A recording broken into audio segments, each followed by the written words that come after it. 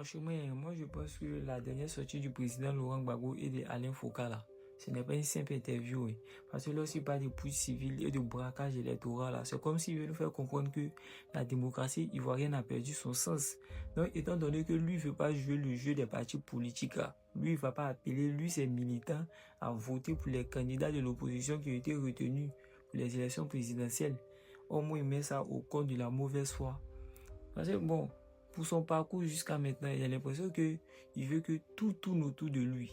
Or, lorsque tu as fait un parcours avec des gens, des personnes que tu admires, des personnes avec qui tu as la même vision là, très souvent là, tu dois les passer le flambeau. Tu dois aussi jeter un regard vers les autres. C'est-à-dire, si toi tu n'es pas là, il y a aussi la personne potentielle qui peut prendre toi ton relais.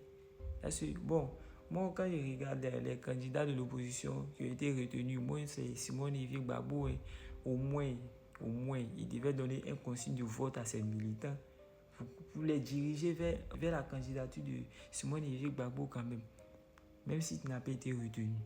C'est comme si le combat que tu as mené jusqu'à maintenant, là, c'est comme si tu n'as rien fait. Tous ces bruits-là, tu as fait ça pour rien. C'est toi. Quand c'est pour donner les mots d'ordre, tu es premier. Ou là, tu dois agir positivement là. Voici ça. Tu préfères baisser les bras juste parce que toi, tu n'as pas été retenu. Bon, en tout cas, moi, c'est ce que moi je pensais. Mais en même temps, je vais vous laisser donner votre avis en laissant couler la vidéo, disons l'interview quoi. Voilà, chacun va faire sa propre analyse. Merci. Faire le 25 octobre, ce n'est pas une élection. Qu'est-ce que c'est alors? C'est un coup d'État civil. C'est un braquage électoral. C'est un coup d'État. C'est un coup d'État. À ce point-là? Ah oui. C'est un coup d'État. J'avais déjà dit un jour où je parlais à la presse en parlant des amis de l'AES que certains traitaient à tort de putschistes, de ceci, cela. Que vous voyez en Afrique, il y a push et push. Il y a le push civil qui sont souvent à la base des pushs militaires. Ils ne respectent pas la Constitution. Dans notre Constitution, il est écrit très clairement, très nettement, très notoirement que un individu peut faire un mandat et peut en faire un deuxième. Et c'est fini. Mais c'était dans la Constitution précédente. Non, même dans celle actuelle.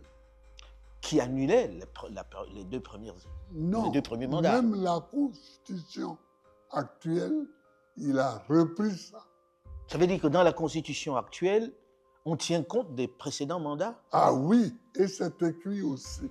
Il faut tenir compte de ce qui était écrit dans l'autre Constitution concernant ce sujet-là. Mais alors, comment expliquer que toute la classe politique n'ait pas pu dénoncer si c'est véritablement un braquage, comme vous le dites, si c'est un putsch constitutionnel, comme vous êtes en train de le faire remarquer, avec toute la classe politique que compte la Côte d'Ivoire, comment est-ce que ce n'est pas entendu? Moi, je n'en sais rien. Mais en tout cas, beaucoup dénoncent ce braquage. Beaucoup dénoncent ce braquage, ce coup d'état civil. Mais président, on va aux élections là, et les gens ont été candidats, Oui. des gens de l'opposition. Déjà, j'ai envie de comprendre, je ne sais pas si en Côte d'Ivoire, on souffre du même syndrome que l'opposition camerounaise. Comment expliquer que malgré tout ça, vous n'ayez pas pu avoir un candidat unique qui puisse défendre ce que vous dites? Si vraiment il y a braquage, les gens se seraient peut-être alignés derrière ce candidat que l'opposition aurait choisi. Mais pourquoi voulez-vous qu'on choisisse un candidat? Il y avait au départ 60 candidats. Une soixantaine de candidats. Oui, oui. Il y avait une soixantaine de candidats. les gens se sont présentés. Bon, parce qu'en ce moment-là, tout le monde pensait qu'il s'agissait d'une élection. Vous pensez qu'aujourd'hui, on ne pense pas qu'il s'agit d'une élection? Non. Et alors pourquoi ils y vont? Ah, mais ça, c'est leur affaire. Allez leur demander. Moi, j'ai envie de Vous êtes un comprendre. journaliste très connu, très... Oui, alors, vous pouvez demander à ceux qui y vont. Mais en même temps, Président, vous avez créé un cadre dans lequel vous discutiez avec l'opposition. C'était bien pour aller aux élections.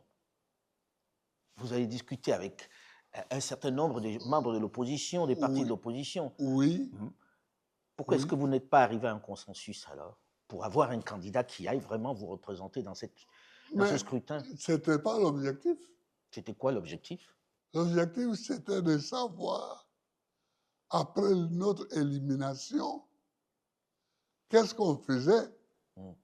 C'était ça. Et vous n'êtes pas tombé d'accord? Ah si, on est tombé d'accord sur le fait qu'on ne soutient rien, on ne soutient personne et on ne soutient même pas la dynamique électorale. Alors, Monsieur le Président, Voilà. dans vos